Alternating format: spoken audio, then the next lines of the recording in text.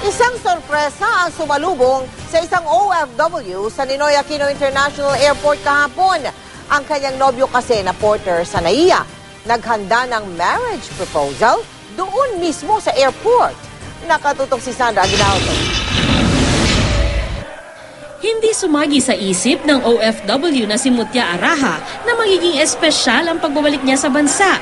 Nung unay hindi siya sigurado kung susunduin ba siya ng kanyang nobyo na hindi raw nag-text o tumawag. Ang hindi niya alam, may sorpresang naghihintay sa kanya. Sinalubong siya ng isang hanay ng lalaki na kumakanta sa saliw ng gitara.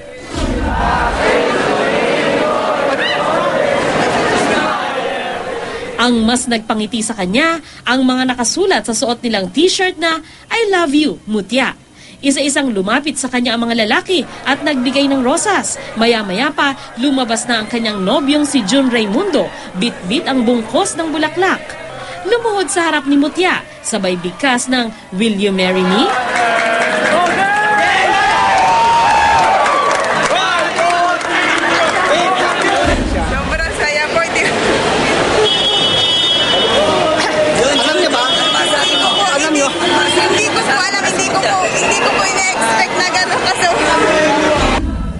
Si June naman, masayang naging matagumpay ang matagal na niyang binabalak.